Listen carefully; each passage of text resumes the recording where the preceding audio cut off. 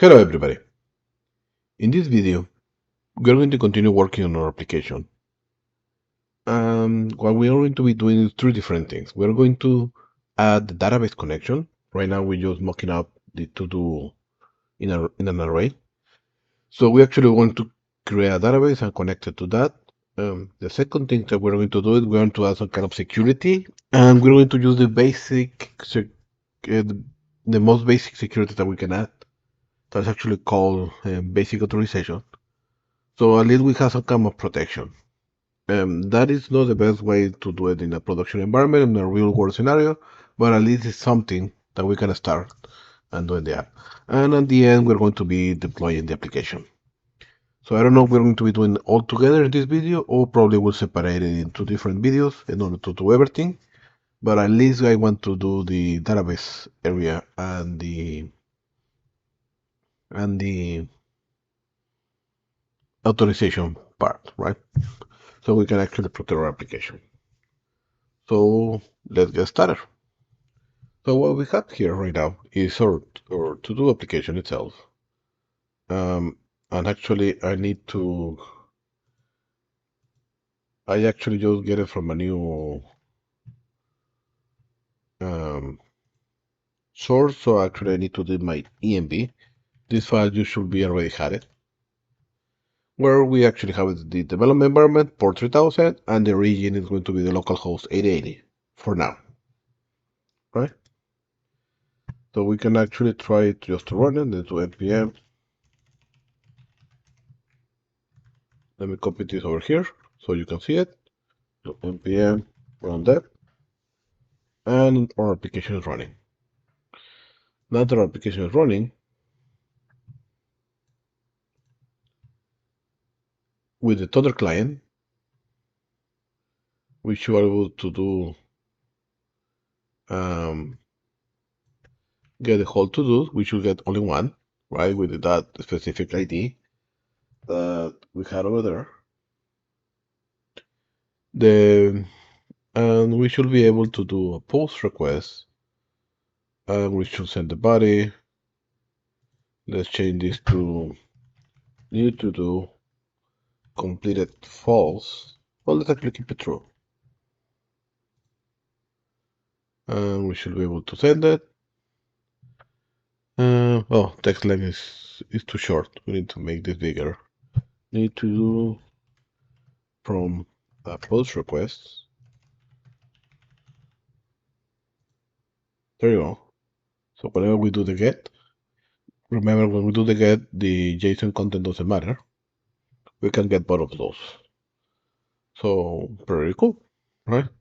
And also we can actually use the completed true to call just the true ones or false to get the false ones, right? That's pretty much the idea how we have it right now. Now we're going to actually save that. What is happening is we restart the application itself. All our data is going to get lost because it's not saved anywhere. We just save it in memory. And there are different ways to do a database connection. And in order not to make this course bigger than it's supposed to be, I will be using SQLite. SQLite, let me search for that.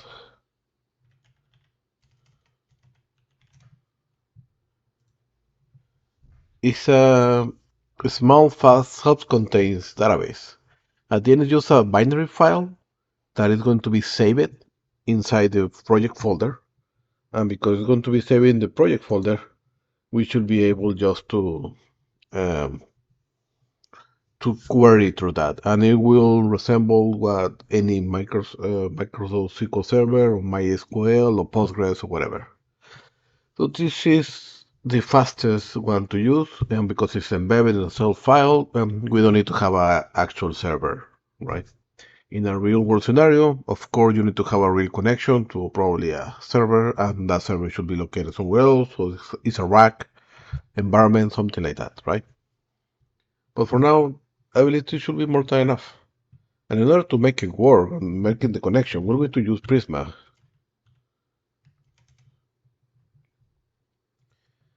And Prisma is the next generation of JS and TypeScript ORM. ORM is Object Relationship Management.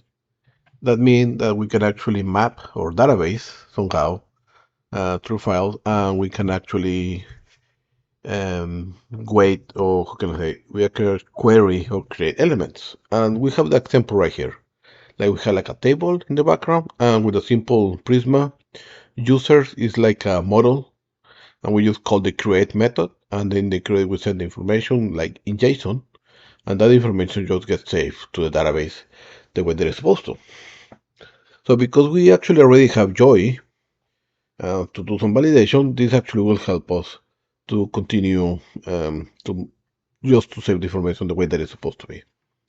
And it's really, really cool. If you go to the quick start, it tells you a little what we need to do about it, how we can actually call it. But at the end, it's going to do something like that. Last, Prisma will separate into different elements. One is to create our database itself and create the user schema. Actually, the schema objects that we will require. And the other one will be the client, where we actually will just call the client and we just start making connections. Like, for example, find many users, include posts in this case because it's a dependency, and you can see it like that. And we can catch it and throw errors if we need it, right? So the best way to do it is to start from scratch through a relational database. In this guide, they give you through PostgreSQL, but as I said before, you can use MySQL, you can do SQL Server, and it's not right here, but it's in somewhere else. If we actually look for Prisma SQLite,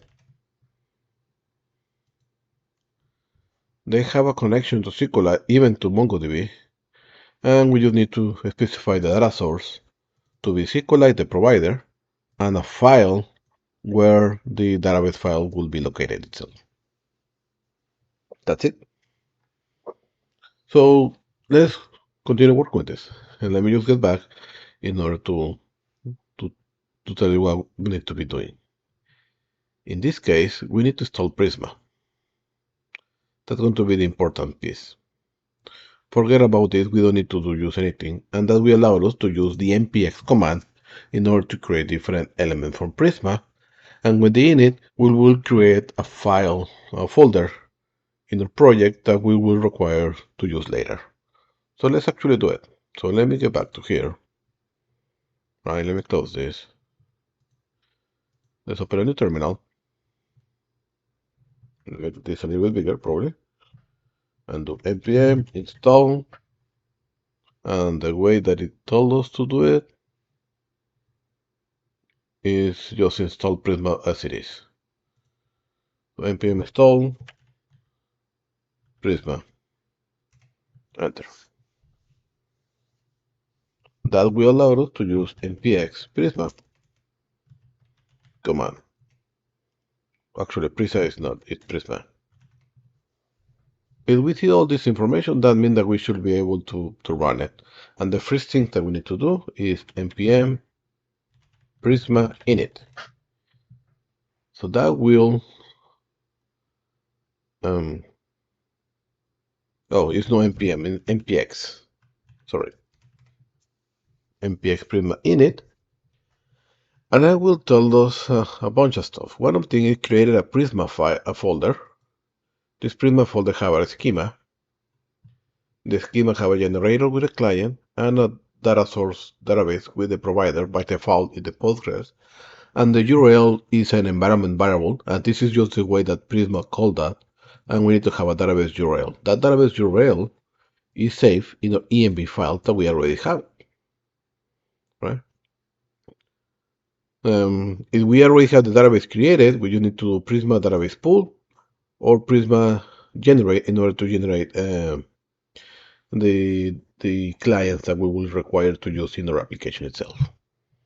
Right? Now, if you don't see anything here, like everything is white, it doesn't have that connection or doing anything here, I would recommend to go to the extensions and look for Prisma. I already installed it, so I already had it, and then make this little smaller. So install this one that came from Prisma itself. And in your configuration, I recommend you to add this section itself, right? This one we already have it enabled because ESLint and Pretty, but just add this to your configuration. The way to do it is just copy over, do Control comma in here, open the JSON file, and somewhere in your code, you can actually go to the end if you need it. You do comma, enter, and paste that information there. I already have it somewhere here, so that's why it's telling me that it's duplicated. But that's the only things that you need to do. So after you do that, you should be able to see the schema, the Prisma file, the way that it's supposed to be. Now, let's get to our ENV file. And we saw that our ENV actually changed it and added something from Prisma. And it added an example database URL for a Postgres SQL. So as you remember, we just need to change this to be our SQLite file. So this URI need to change to file, and I will save this one level below because I'm inside the Prisma folder, and this is what actually happened. So you go one step back, and I will create my database.SQLite, and I will just save it. Right? Of course, for doing all this, I will recommend actually to close your server. I had it open. I just close it right now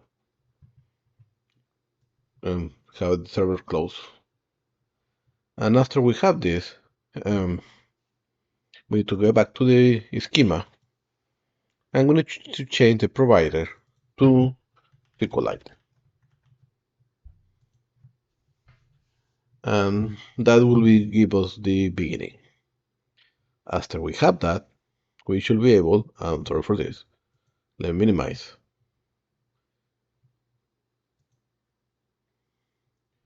We already did the connection to our database. I'll give you some examples of what need to be there. And now we need to create our posts or models with the information that we needed.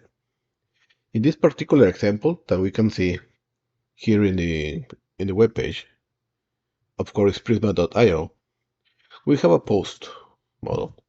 That post have an ID that is an integer, is by default auto increments. It's an ID, right? The created out by default is now, updated at, you will specify that whenever we do some changes to here.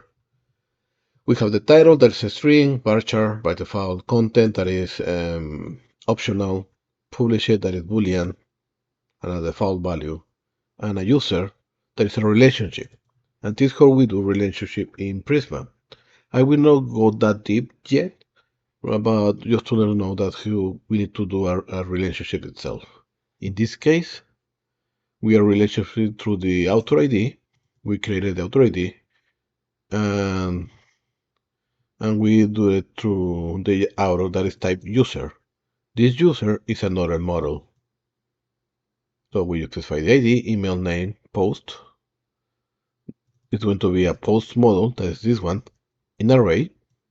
So that means that a user can have multiple posts, but a post can have only one author itself. That's what we're telling here, right?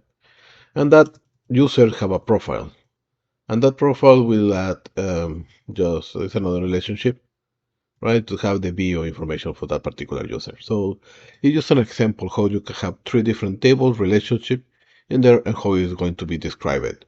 It's not the course of this training or this course itself to go deep in databases and connection and relationship, but just to let you know how we need to do it. Our model is actually going to be really simple. So let's create our model, and that's going to be saved in our Prisma file. So let's get back to here, and let's create a model. And our model will call to-dos in plural. And we'll need to start adding different elements to the to-dos. So we're going to create a to-dos table where we have all the to-dos that we need to be saved. Now we need to remember to go to the utils and the to-do JavaScript that we need to have a text and a completed, and we need to have an ID, right? So we can actually do simple ID, and we tell it that it's an ID, right?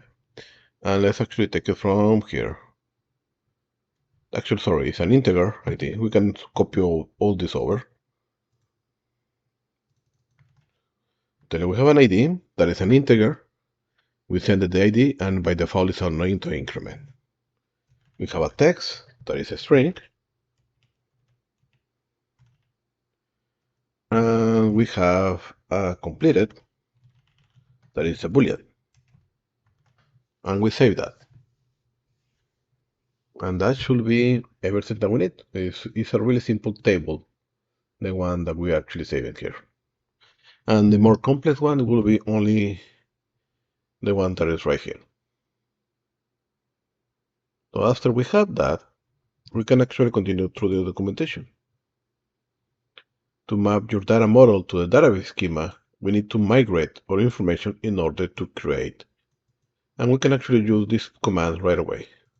So we're going to generate the migrate for Prisma in a development environment. That's why we have dev. And we call this init. Because when we're developing, we can actually make our system to be bigger and bigger over time.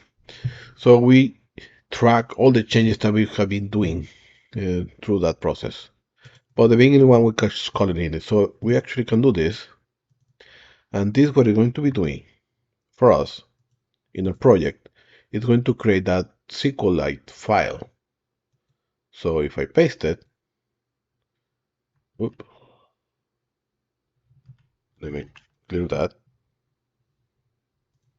What I did here, let me copy over, let me paste it, there you go. I do enter. A bunch of stuff will get created, it gets installed. The Prisma client just got generated, and we have a migration file, right? That migration file, we have a folder where we can actually see we have a create table SQL statement. We don't need to mess with anything like this. We just need to keep it like that, and we have the log like with the provider. We don't need to touch anything that we have right here. It's really, really important. You will see that in the root folder, we have a db SQLite file now. If we open that, we will see the three different tables. Actually, if you open that, you should not be able to see it. The way that I was able to see it is because I installed other extension called SQLite. And I installed the one that is a SQLite viewer. This will allow me just to, by Florian Klamfer, I believe it's pronounced like that. This will allow me just to open a SQLite file inside Visual Studio Code. It's just the thing that I need, right? So after install that, I'm able just to click it, my database SQLite, and we can see that I have three different tables. Those are the sequence that uses the Prisma migration. Well, this is from Prisma itself, but I have my to-dos. And my to-dos, I have my ID, my text, and I can actually increase this, my completed. And it's empty. So right now I have a table created with the different elements that I specified. So I can see that this is actually working. Now, we have a journal file too, and we should now be able to open that one. So, something important that we need to do, everything inside Prisma, it needs to be tracked in our Git repository, but everything, the database itself doesn't need to be there. So I would go to my env, sorry, to my git ignore. Where is my git ignore? There you go. And I will go to the bottom of my gitignore file, and I will put just the SQLite files, and I will remove the one that's called database.sqlite and the database.sqlite dash journal. Actually, I probably can do just SQLite start. If I save this, yes, my two database SQLite files just get graded out, so they're not going to be tracked anymore. So after I have that, I can just proceed to commit. But before to do that, because we actually have also the configuration, I want to add the database URL to my configuration itself. So this one will be really easy. So I will have my database URL that will be pretty much the same things that we have for the region. It's a string, it's an URI, and it needs to be required. But with the only difference that I will be just validating that, but I will not be exporting it because I don't need to export my database URL. I just want to validate it in my env file. So I will keep this in order to remember that section, right? Pretty much. So after I have that, I can try to run my server, npm run dev, and everything started without issue. Let me close it. That means I can proceed. Added Prisma migration, just to comment that out, right? Cool. So we have almost everything ready. We just specify um, the Prisma elements for connect to the database. Now we need to install the clients and actually do the work to connect it to there. And that will be the next step, installing the Prisma client. And that's really simple. You just npm install Prisma client, and they have a really good diagram of what is happening there. So let's install it. Paste it here. There you go. And the way that this actually works, we can actually just import it and create our instance of the new Prisma client function. And there I can start doing whatever I need. So where I need to do this? Well, this will go to my to-do JavaScript file. So the first thing that I will need to do is after my join, I will just paste in this, right? And I will change my variable Prisma to database to DB just to be sure what we're actually calling. So what I'm doing is I'm importing my Prisma client and I do a new instance of that Prisma client called a database, DB. And from there, we can actually proceed doing the rest of the elements, right? The easiest one will be the get to dos. So before we actually proceed, and I will show you how to do it, now because we actually saving files and reading files, everything will be asynchronous. So because everything is going to be asynchronous, I will go to my to-dos router, and I will create to be asynchronous,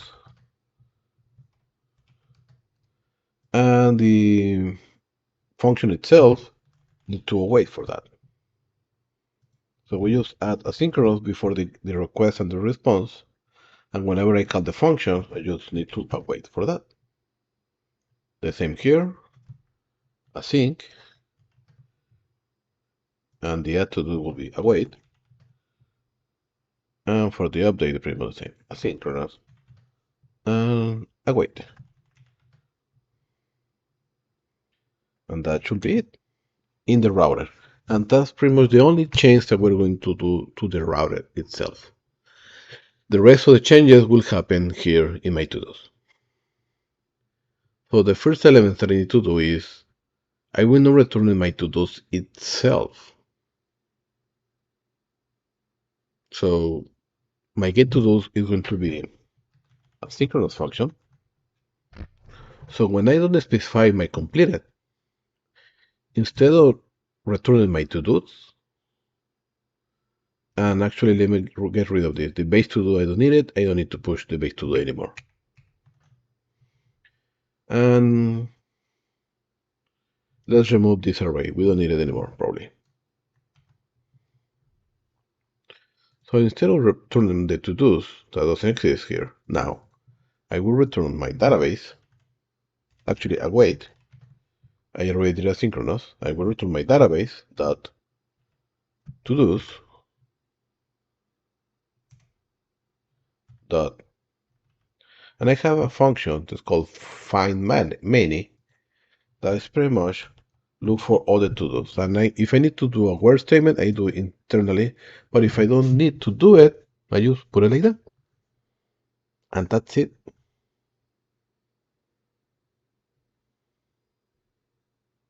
That's the only thing I need to do.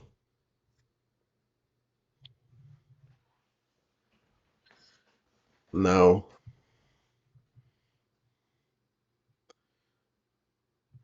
in this case, I need to do something extra here for the is completed, right?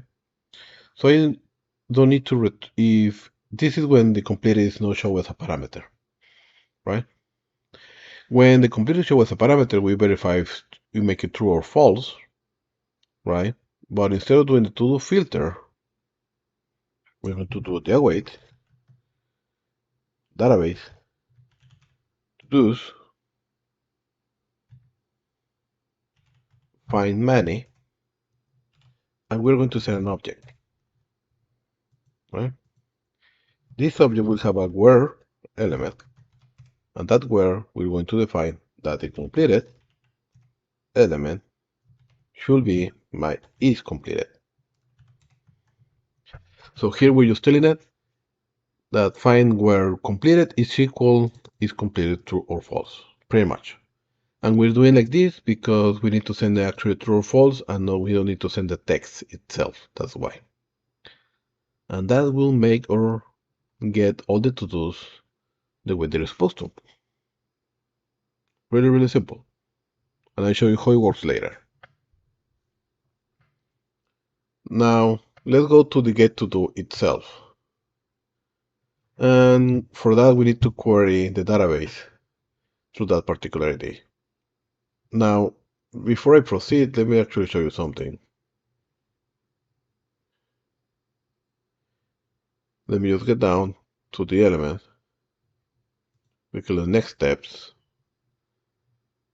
And we have some examples there that we don't need it for now, but we can actually go to the documentation. We can actually do the Prisma client area and the CRUD elements. Here will tell us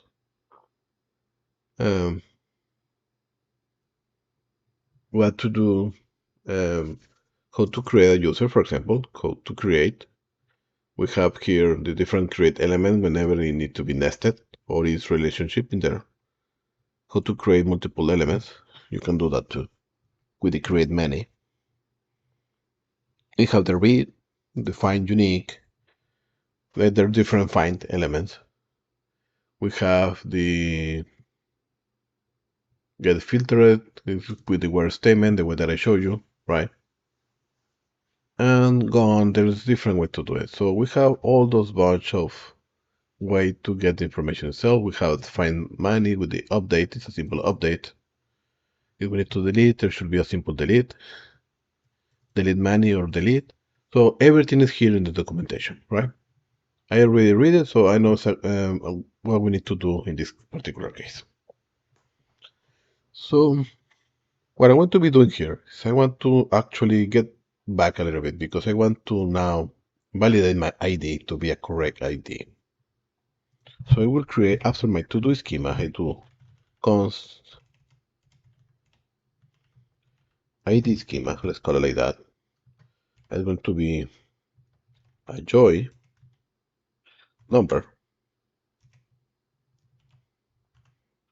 because how the database will save it is in integers, so it needs to be positive. And actually, before positive, need to be integer, and need to be required. Right? We need to send something there. So the ID schema is going to validate a number that is an integer positive and is required, right?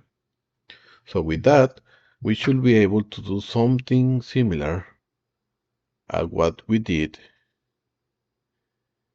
um, right here in the add to do. So let me actually copy this from my to do,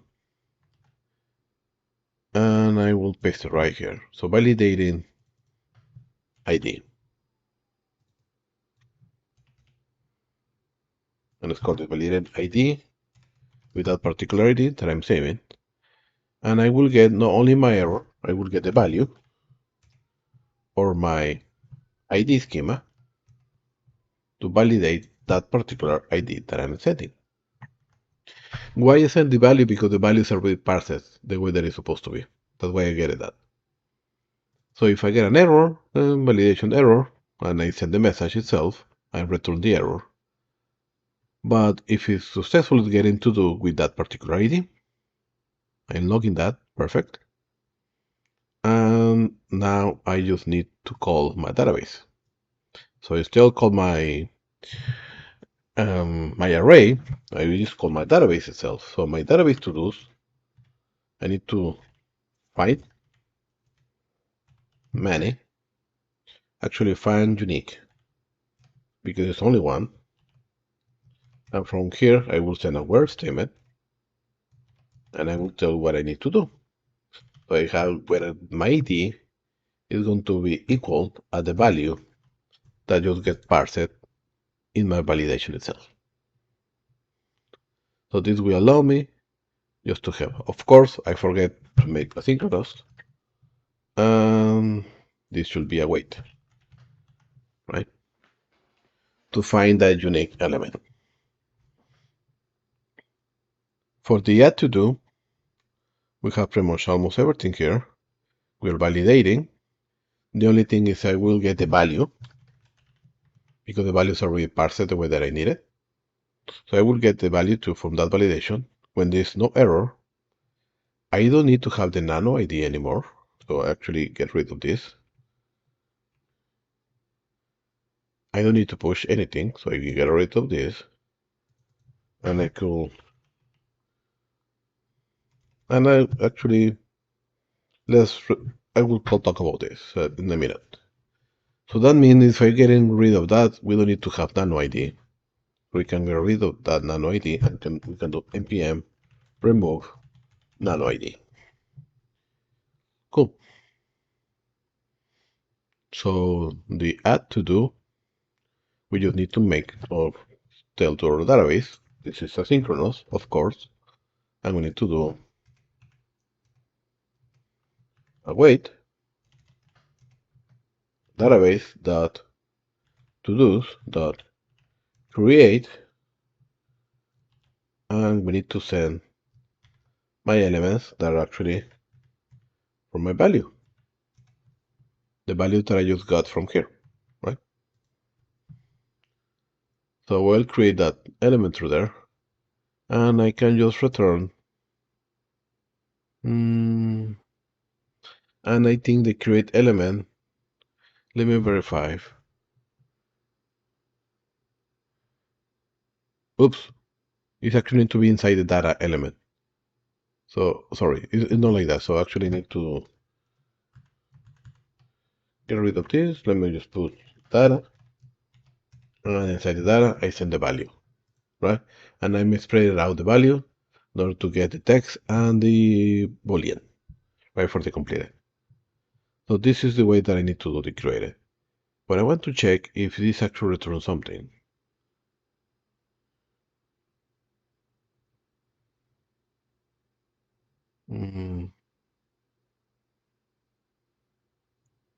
Not sure about that. So let's actually do const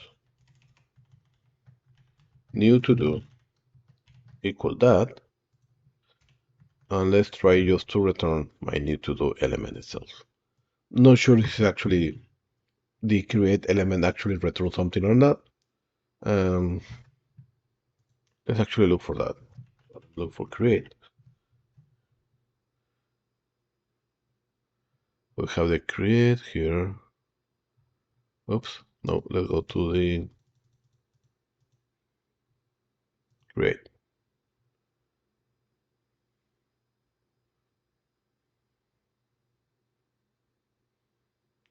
So I can create a single record. Can create multiple.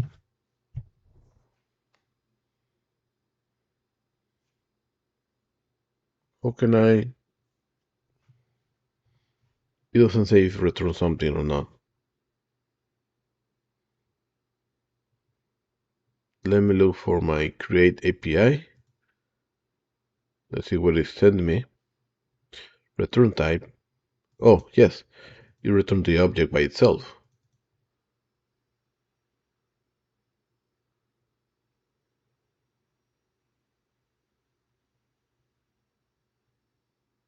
So I need to specify select and include.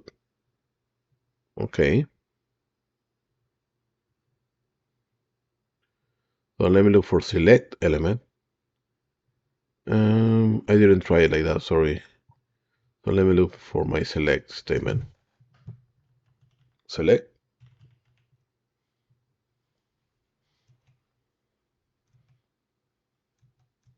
Mm,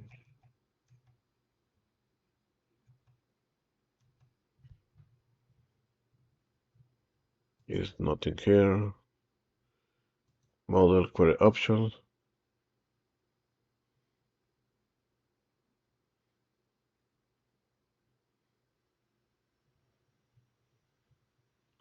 Okay, we can actually do the select, or there's a way to select everything.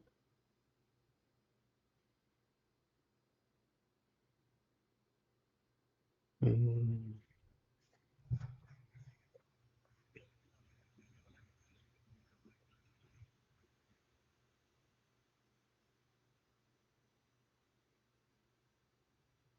Here.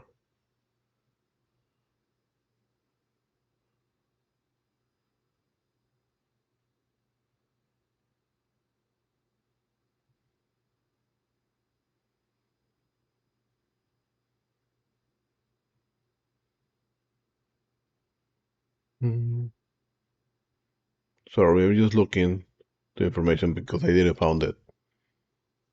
But yeah, probably we can do the select step, but I will keep it like as it is for now.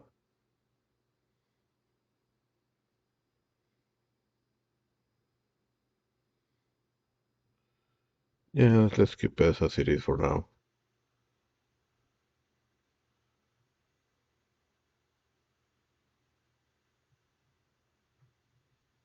So whenever we actually await it and we send it, we can actually do select. And to the select, we're going to select the ID.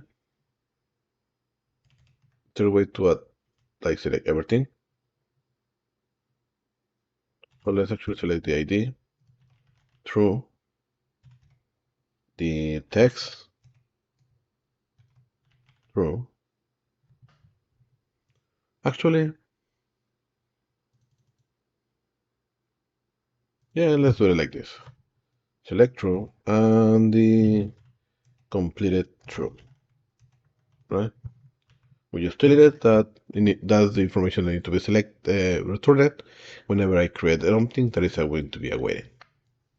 That's it. Now the tricky one, and just a little bit, is the update to dos. The update to dos, we are already validating the to do itself, right? But we need to validate the ID too. So let's actually get back to here, and actually I can copy over all this information from validation ID, right? And get posted right here, and I will do after I validated my to-do schema, right?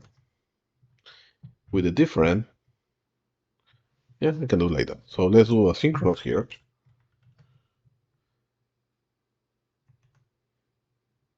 And I get my error, and I need to get the value too. And let's call this value, just to have defined it, let's rename this error to be to do error. And let's change this to value. And let's change this one from the ID error. And let's call this ID value. Okay. So if I get a to-do error, I will send a to-do error message. And I return that to-do error. Then I will validate that ID. And if I get an ID error, I will send the ID error message, and I will return my ID error. Cool. So after I have that, we have both validated, so we can actually save validated. That's actually called to do and ID. And we don't need to send anything else, probably. Can you play that? Yeah, we can play that. And after we have both of them validated, and we know they are working, we don't need to find an index. We don't need to look for that information, and we need to update anything here. So this is going to be like that. So, of course, this is already asynchronous, so that means that let's bring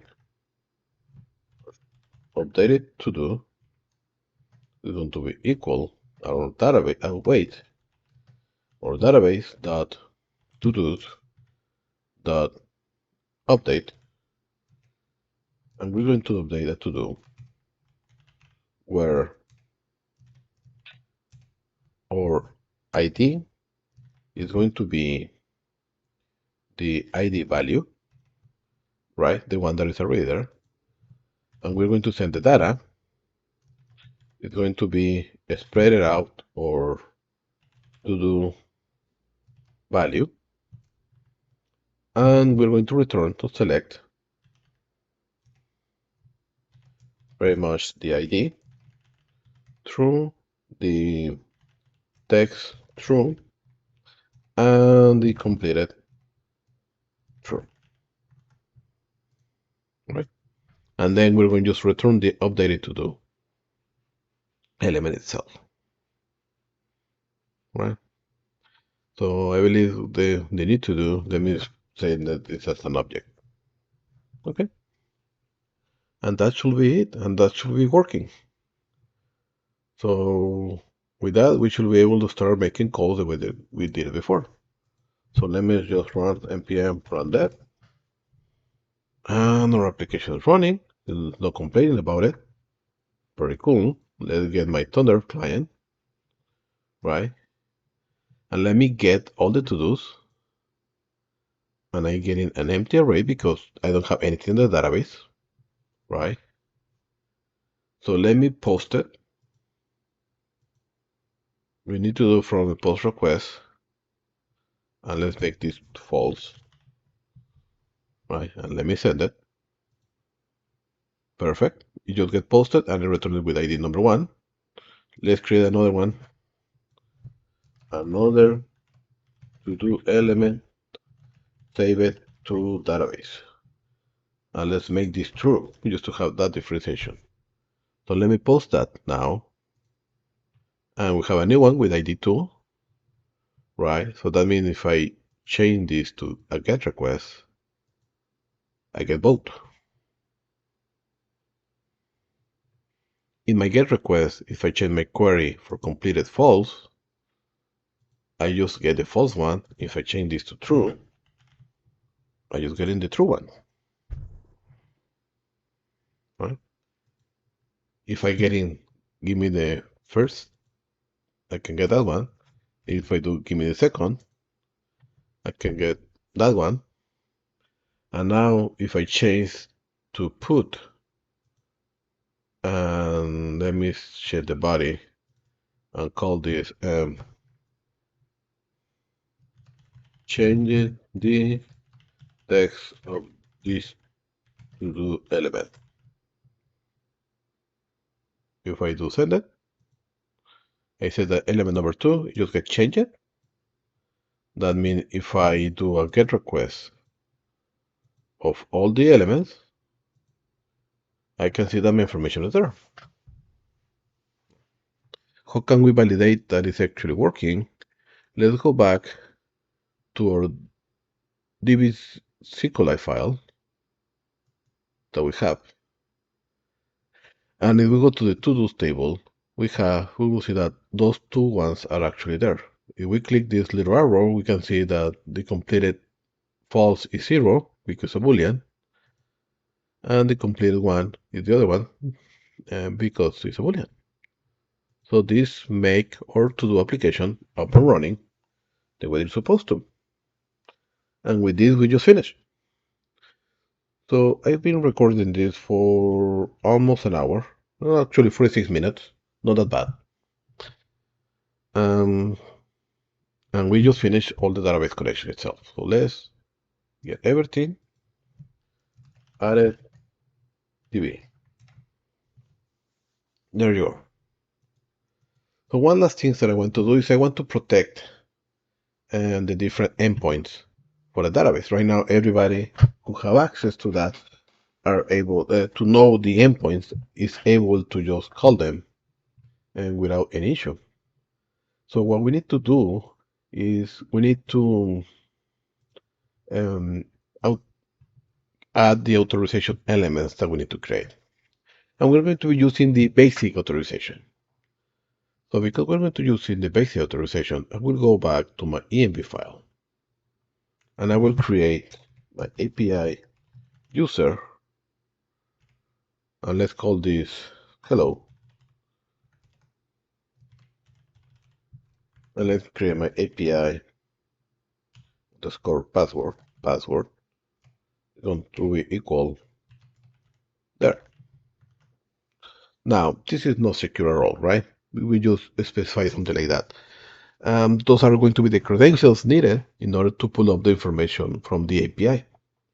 In a real world scenario, of course, you need to have like a database, you need to see if the password matches, things like that, or we can actually use Firebase in the server side. That is a little more complex and probably outside the scope of this course, but there's different, better ways to do it. Right now, it's just to show you the basic way to protect it. I just put those environmental variables called API user and API password, and I will go to my config and let me export those. So let me actually go to my config itself. So I have my user, I have my password, right? And my user itself is a join.string and require. And my password is pretty much the same. And we can actually export those with IP user. It's going to be env.api user. And my API password is going to be my env.api password, right? So we save that information and we export that information in order to get it in our file the way they're supposed to. Our servers just crash it, right? So we just need to make sure that it's actually working. Oh, wait. A string is a function, right? So this like this, and it should be like this. Oops. Here. And you just save it. Just to be safe, I want to cancel and open it again. And everything is working the way it's supposed to. Cool. So we have our configuration with our API and passwords there. What we're going to be needed in order to make this to work, we're going to be using Passport. Passport. Passport.js is a simple and observed authentication for Node.js. It's as simple like that. And this will be, if we go through the documentation, it's really simple to use. Actually, how it works is working as a middleware for our application itself. So if we scroll down, we can actually see, for example, when an application posts something, before the request and the response, we just send in the authentication method, how it needs to be done, right? That's it. And there are different strategies in order to make it work. In order to make it work, we need to have different strategies itself. Passport local is the one that we're going to use for this project. That is a local strategy that is pretty much username and password. But if you go to strategy itself, those all the methods that you can use to authenticate. For example, LDAP authentication is you're connecting to your LDAP server in a company, or you use Windows itself, or we have WeChat, we have Instagram. Like there's a bunch. At this moment, there's 520 different strategies to look for that. But all those are actually outside the scope. So the only things that we will need to be doing is going to create the passport itself. So let's actually do it. So the first things that we need to be doing is npm install passport. And we're going to install passport local too. Because passport is the function itself, the middleware that will do authentication, and passport local is the strategy that will be used. Right? So we install both of them. We create a new util called authentication called Auth.js. And here it will be really simple. Import passport from passport. And we do export default passport. That's it. And the strategy will be in the middle. I will go through that. So we need to initialize first our application. So that means that we need to go in our main index JavaScript or entry point where we have our server configured. We just need to import our authentication method from our util out, right? And just before the course, we're going to do application use out dot initialize, sorry. That will just give us the beginning of the initialization itself, right? Later we will define the strategy. In order to define the strategy, and you can go through the documentation in order to see it, but let me show you the faster way that I found it, is we just need to import something from passport local, right? And that we need to extract the strategy itself. So we need to tell it to passport to use a new strategy. That is pretty much the strategy that we're getting from passport local. And then we can tell what to do with this particular strategy right here. And in that particular strategy, we need to have, we're going to send a callback function. So let me do something like this. And this callback function will have the user, the password, and a done element. The done is a function that will say when everything was fine, go and proceed, right?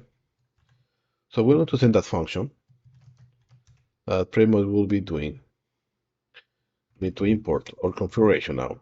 Import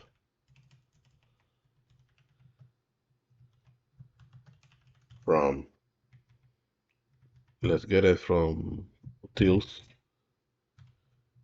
config, right? And we're going to import, how we actually, I forget it. How we did the configuration itself. Just import everything as config. Yes, import config from there. So let's import the configuration itself from there, and here we can actually do a simple if statement. And we can say if user is exactly the same as our config dot API user and our password is the same as our config dot API password, then we just return done without errors. The first element should be an error and the username itself.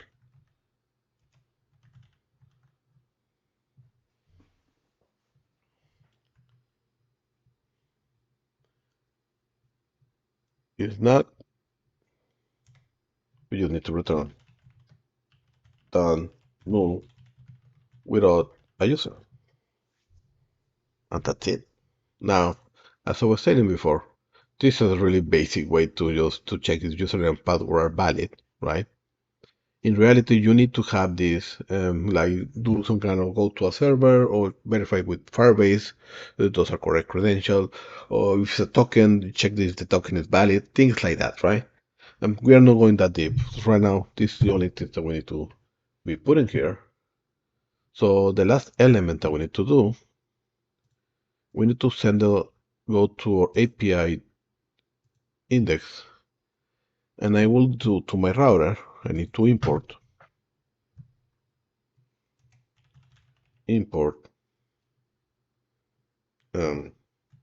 out from,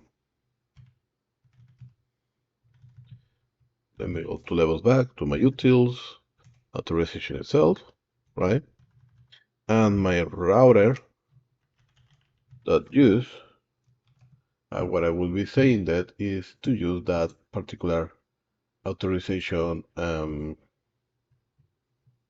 middleware. So everything that is inside my API needs to be protected. So I will send my authentication dot authenticate, and the name of the strategy in this particular case is called local. It's a local strategy. The second element is an object that needs to be a sessions equal false, right? Because Passport, what it does, automatically save a session to the user. But because we have a API and we're handling an API, we already know that API should be stateless. That means the session should be false. So having those elements there, we can actually test our API again. So without making change, doing a GET request. Now I have a bad request because I have an issue. And actually, this should be for one. Like, it should be authentication error.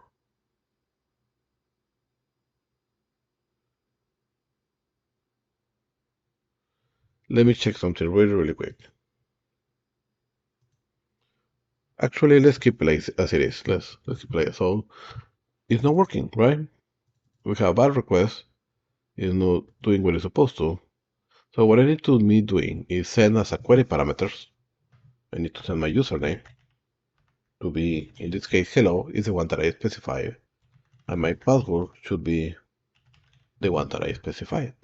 So until I specify my parameters and send it, ooh, password is not defined.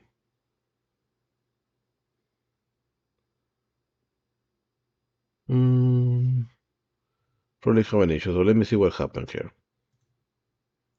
Okay, I got the issue. I call this password, but it actually should be pass, the way that I'm saving it.